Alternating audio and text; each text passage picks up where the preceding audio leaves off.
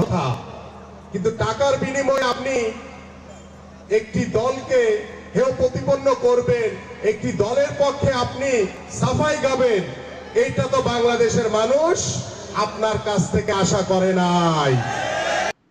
মিজানুর রহমান আজহারী করতে পারে, এটা নিয়ে এত মাতামাতি, এত সমালোচনা আলোচনা কেন? এগুলো 5 বছর আগের বিষয় এখন টেনে এনে মাহফিলে ওনার মানুষ হচ্ছে দেখে আপনি যা তা বলবেন।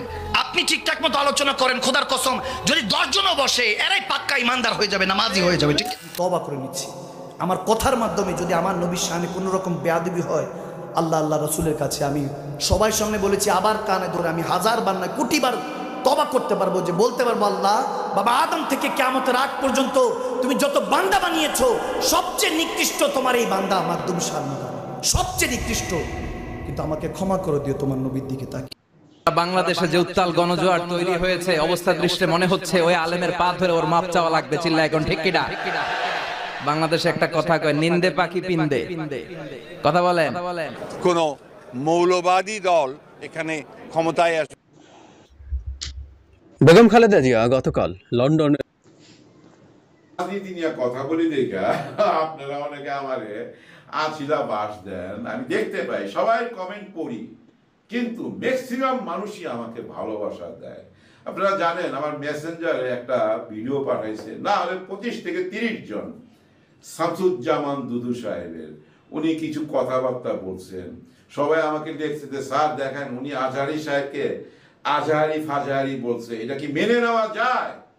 তখন আমি খুব আগ্রহ নিয়ে ভিডিওটা দেখছি, আপনাদের কিছু অংশ দেখাই, তারপর কথা বলি। বিএনপি নাকি চাঁদাবাজি করে, বিএনপি নাকি দখলবাজি করে, বিএনপি নাকি ওই যে কে যেন আজহার নাকি মাঝহার একজন আছে, আগে ওরা খাইছে এখন এরা খেতেছে না, কি বলছে না, ওই যে কে যেন আজহার নাকি মাঝহার একজন আছে। কি শিখতে আসছেন না? নির্বাচন দিতে পারবেন না, কি শিখতে বসছেন? আমি ভোট করতে পারলাম না, তাহলে কি ছিটছেন আপনারা ক্ষমতায় বসে? কোন দলকে নির্বাচিত করা মানে ক্ষমতায় বসানোর জন্য আমরা আসি নাই, কি ছিটতে আসছেন? বসানোর জন্য আমরা আসি নাই, কি ছিটতে আসছেন? মিজানুর রহমান আজহারী সাহেব তার যশোরের মাহফিলে বলেছেন, দেশে আহামরি কোনো পরিবর্তন আসে নাই, এক দল খেয়ে গেছে আর এক দল খাওয়ার জন্য বসে আছে। কে যেন আজহার নাকি মাঝহার একজন আছে, আগে ওরা খাইছে এখন এরা খেতেছে না, কি বলছে না? আপনারা বলেন উনি কি কথাটা ভুল বলেছেন না ঠিক বলেছেন? আপনারা বাঘের মতো আমাকে উত্তর দিবেন আওয়াজ করে। প্রিয় কলিজার টুকরা রংপুরের ভাইরা, আজহারী সাহেব কি কোনো দলের নাম উল্লেখ করেছিলেন? এই যে আস্তে কথা বললেন, কোন দলের নাম বলেছেন? কোন ব্যক্তির নাম মেনশন করেছেন? উনি জাস্ট বলেছেন এক দল খেয়ে গেছে আর এক দল খাওয়ার জন্য বসে আছে, এতেই কিছু লোকের গায়ে আগুন ধরে গেছে। আমরা কোনো দলের নাম উল্লেখ করি না। আচ্ছা মনে করেন যে আজহারী সাহেব কোন দলের নাম উল্লেখ করেই ফেলেছেন, কোন দলের নাম এক্স্যাক্টলি মেনশন করেছেন, তো আমাদের কি জনগণ হিসেবে বাক স্বাধীনতা নেই? বলেন সবাই, আছে না নাই? যদি আমাদের বাক স্বাধীনতা কেউ কাটতে চায় তাদেরকে আওয়ামী লীগের ইতিহাস মনে রাখতে হবে যুবক ভাইরা। তো আমি দেখলাম একজন নেতা, তার নামটা আমি জাস্ট বলেই ফেলছি, ছোট্ট নাম বলছি, দুদু সাহেব। উনি বললেন কোথাকার কোন আজহারি মাঝহারি? মিয়া আজহারি কি মাঝহারি? এটা কি আপনাদের সস্তা মনে হয়? আজহারি এটা হচ্ছে বাংলাদেশের ব্র্যান্ডের নাম যুবক ভাইরা। আচ্ছা আপনি বলেন, এই যে একজন নেতা, দলের নেতা একজন আলেমকে বলছে আজহারি মাঝহারি কোথাকার কে, এটাই প্রমাণ যে সে মানুষটা শিক্ষিত হতে পারে না। একজন শিক্ষিত মানুষ আলেমকে কথা বলবে পরিপূর্ণ শ্রদ্ধার সাথে, সম্মানের সাথে। রংপুরের ভাইরা আমার, আচ্ছা আপনি আমাকে বুঝায় বলেন, মনে করেন যে আজহারী সাহেব কোনো একটা কথা ভুলই বলেছেন, আমরা কারো অন্ধভক্ত নই, আমরা অন্ধভক্ত নই, ভুল হলে ভুল, ঠিক আছে, আপনি দ্বিমত পোষণ করবেন, এটার তো একটা আদব আছে, এটা সম্মান আছে। আপনি বলবেন যে আমাদের সকলের প্রিয় মিজানুর রহমান আজহারী সাহেব কথা বলেছেন, আমার মনে হয় ব্যাপারটা এরকম না হয়, এরকম হলে আরো ভালো হতো। আপনি রেসপেক্ট দিয়ে বলেন। আপনি যখন আজহারীকে মাঝহারি বলে গালি দেন, কলিজার টুকরা যুবকদের রক্তক্ষরণ শুরু হয়ে যায় যুবক ভাই। তবে হ্যাঁ, একজন বললেন যে আজহারী সাহেবকে, আসেন আপনি রাজনীতিতে নাম লেখান, আপনি রাজনীতি করেন, আপনি ওই দলে যান সেই দলে যান, যশোরের মাহফিল আপনার ইউটিউবে আজকে সার্চ দিবেন, জুম করবেন যশোরের মাহফিলটা, ড্রোন ফুটেজ বা পেছনের ফুটেজ দেখবেন, যত মাহফিলে অডিয়েন্স এসেছে 95 যুবক ভাইরা সেই মাহফিলে এসেছিল। তো সবাই কি জামাত ইসলাম? তারা সবাই কি শিবির নাকি? তারা মিয়া ঘোল খাওয়াই লাভ নাই, এসব ঘোল আর বাংলার মানুষ খাবে না যুবক ভাই। জামাত ইসলাম নয়, বিএনপির লোকরাও আজহারীকে কলিজা থেকে ভালোবাসে যুবক ভাইরা। ওই যে যশোরের মাহফিল, আওয়ামী লীগও ছিল, বিএনপিও ছিল, যুবকও ছিল, মায়েরাও ছিল, বোনেরাও ছিল। অতএব আমাদের ভালোবাসা দলের জন্য নয়, জামাতের জন্য নয়, কোনো ব্যক্তির জন্য নয়, আমাদের ভালোবাসা একমাত্র কোরআনের ভালোবাসা, একমাত্র আল্লাহর জন্য ভালোবাসা এটা। আচ্ছা, যেই দলগুলো এভাবে আজহারীকে কটাক্ষ করছেন, এই যে 20 লাখ মানুষের সামনে কটাক্ষ করলেন, ওখানে কি সবাই আজহারীর ভক্ত না? তো আপনি যে গালিটা দিলেন, যার বুকে আপনি আঘাত দিলেন, আচ্ছা ভাবেন যে আজহারী সাহেবকে আমি ভালোবাসি, কথার কথা, তো আমার ভালোবাসার মানুষকে যে গালি দিবে, আমি কি তাকে আর ভোট দিব নাকি? কথা বলেন, ভোট দিব নাকি? আপনি আমাকে সম্মান করবেন, আমার ভালোবাসার মানুষকে সম্মান করবেন, আপনাকে আমি স্যালুট জানাবো যুবক ভাই, ঠিক কিনা বলে? মেহেরবানি করে দলাদলি করবেন না। স্বৈরাচার বিদায় নিয়েছে, ওই চ্যাপ্টার ক্লোজ। আগামীর দেশ হবে ইসলামের বাংলাদেশ, কোরআনের বাংলাদেশ। কেউ যদি রুখে দিতে চান, মনে রাখবেন ইসলামকে যারাই রুখতে এসেছে কেউ রুখতে পারে নাই, তারা মাটির নিচে মিশে ধূলিসাৎ হয়ে মেচাকার হয়ে গিয়ে। বঙ্গভবনে লা ইলাহা ইল্লাল্লাহর পতাকা উড়ুক, আমরা চাই কি চাই না। এবারে মিজানুর রহমান আজহারীর ভক্তরা সমালোচনার ঝড় তুলেছেন বিএনপি নেতা আমিনুল হককে নিয়ে। গতকাল রোববার ঢাকা মহানগর উত্তর বিএনপির উদ্যোগে বিএনপির 31 দফা নিয়ে কর্মশালা অনুষ্ঠিত হয়।